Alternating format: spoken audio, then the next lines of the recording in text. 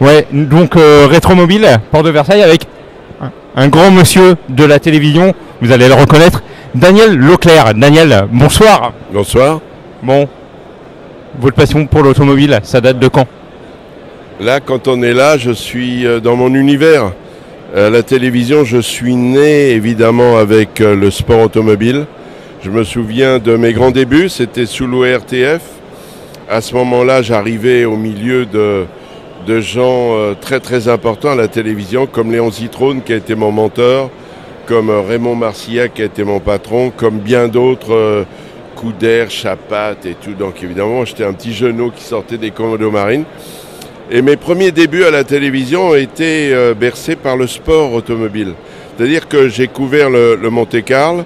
Alors d'ailleurs, ça me touche parce que le Monte-Carlo, c'était évidemment l'époque des Alpines Renault, avec les... Jean Ragnotti, alors, Ragnotti, alors c'est après Ragnotti, mais avant il y avait Andruet, Jarier, Terrier, Nicolas. Et d'ailleurs, à ce propos, c'est intéressant au Rétromobile de parler de ça. Pourquoi? Parce que Jean Todt, dont on connaît la trajectoire jusqu'à être le président de la Fédé internationale du sport auto, a quand même été copilote de Jean-Luc Terrier sur Alpine. Et donc à ce moment-là, on s'est connus là, après évidemment, et il va venir, il sera là cette semaine, il va être interviewé. Je pense on va même me demander de poser des questions, parce que qui connaît mieux que moi Jean Todt? Il n'y en a pas beaucoup, parce que je connais évidemment sa trajectoire.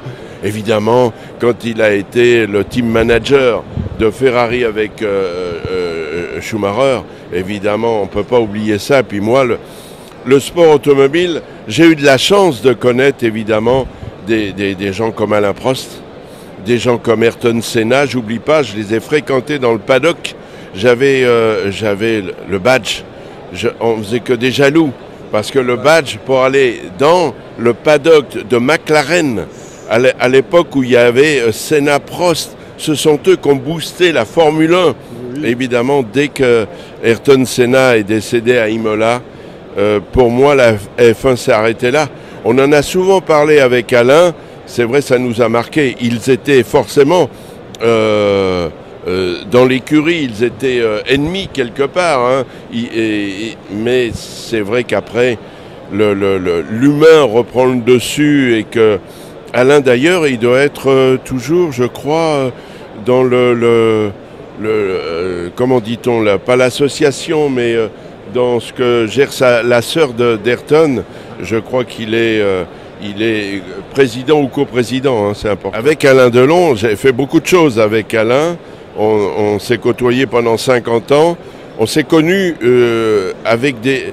Alors, pas avec les chevaux vapeur, mais on s'est connus avec le noble animal. Et on s'est connus à Vincennes, puisqu'il a eu une écurie de course. Je l'ai connu avec Mireille d'Arc, avec Michel Sardou. On s'est fréquenté là, on s'est côtoyé là, on s'est côtoyé chez Gabin pendant la journée personnelle. On a fait 1000 choses. Mais Alain, c'est les voitures. Mais les 24 heures du Mans, il y a une anecdote qui me revient. Je me souviens lorsque les Matras de Jean-Luc Lagardère ont gagné, personne ne me parle de ça. Mais on me dit, Daniel, le stand, il est au début de la ligne d'arrivée. Et comme j'ai couru, après avoir fait Jean-Luc Lagardère, j'ai couru pour être sur le podium. On m'a dit, et le champagne, il était bon parce que je me suis fait arroser. C'est une bonne question parce que souvent... Alors, oui, on peut dire ça. Mais disons, moi, je suis de cette génération, avoir été un enfant gâté. J'ai été un enfant gâté parce qu'à 20 ans, j'ai roulé en Porsche. Mais j'ai eu, il ne faut pas le crier trop fort, mais j'étais avec une bande de fêlés, c'est-à-dire des gens comme Christophe, Franck Alamo, des gens comme ça. On avait tous des voitures de sport. Moi, j'ai eu en main, je ne dis pas que je les ai gardées longtemps, parce que à chaque fois que j'accélérais dans une AC Cobra, j'entendais mon argent de poche qui s'écoulait. Alors c'est un peu ennuyeux, et donc souvent je disais à mes petites amies, montez là parce que la semaine prochaine j'aurai peut-être plus l'auto. Mais AC Cobra, Ferrari, Porsche, TR3, TR4, MG, puis j'ai eu plusieurs Porsche. C'était une période dorée. Aujourd'hui, les voitures qui font rêver coûtent cher.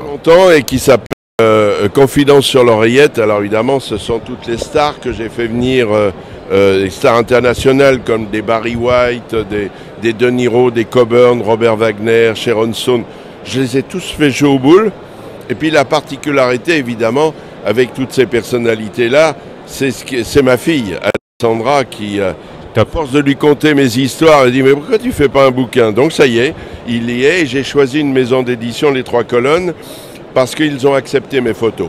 Beaucoup de maisons ne veulent pas les photos et il faut réduire un peu la voilure au niveau de la pagination, parce que plus vous avez de pages, plus vous avez de photos et plus ça coûte cher à la fabrique. Et moi j'ai la chance, dans un livre où j'avais 240, j'en ai 400, donc là ils ont un peu fermé les yeux, il y a plus d'une cinquantaine de photos, mais il y a des histoires qui sont rocambolesques. Et moi, je voulais avoir les photos pour donner du relief et de la crédibilité à mes histoires, parce qu'après, on va dire, ah là là, c'est quoi ce délire, il romance bien Daniel et tout. Et non, je suis auteur, acteur de mes anecdotes, de Barry White à Leonardo DiCaprio. Et d'ailleurs, petite parenthèse, la dernière image, je suis en porteur de la flamme, parce que j'ai eu ce privilège grâce à Tony Estanguet, parce que j'ai sauvé en 88 à Séoul les Jeux sur le service public qui étaient menacés d'être pris en otage, d'être boycottés. Et puis, j'oublierai jamais que c'est Son Altesse Sérénissime, le Prince Albert II de Monaco, qui m'a fait l'honneur et le privilège de préfacer mon livre. Et ça me touche.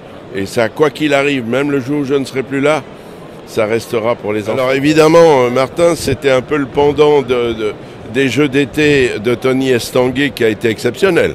C'est un homme d'une grande valeur, c'est un homme d'une simplicité, d'une gentillesse. C'est rare de voir quelqu'un comme ça et qui en fait a réuni tous les suffrages. Alors Martin Fourcade, je le connais, c'est Monsieur Ski, hein, c'est évidemment que Martin c'est une icône des sports d'hiver. Mais peut-être que effectivement il a la carrure pour diriger, mais après on ne sait pas. Vous savez, les Jeux Olympiques, il a fallu qu'il soit très fort, Tony Estanguet, pour les Jeux d'été. C'est vrai. Et là c'est pareil, le ski de fond avec Fourcade, c'est un mariage, pas de raison mais d'amour. Et donc quand on parle ski de fond, on parle Martin Fourcade. C'est un homme d'exception. Moi j'ai eu la chance de le côtoyer, de le connaître, mais il y a tellement de gens qui viennent parasiter le dossier que Martin peut-être était plus soliste peut-être que Tony Estanguet, mais il y a trop le pouvoir politique qui s'immisce et je pense que ça, Martin ne l'a pas accepté. Le titre du livre, c'est Confidence sur l'oreillette. C'était le fil à la patte. On en a bataillé pendant des mois pour trouver un bon titre. Et puis je me suis dit, pendant toutes ces années, pendant 50 ans, j'ai eu un fil à la patte, c'est l'oreillette. C'est le terme exact, on va jouer là-dessus. Évidemment, Confidence sur l'oreillette, ça fait sourire les dames, mais pas seulement. Mais alors évidemment, ça nous parle d'anecdotes de Barry White à Leonardo DiCaprio, préfacé par Son Altesse Sérénissime, le Prince Albert II, aux éditions Les Trois Colonnes. Merci.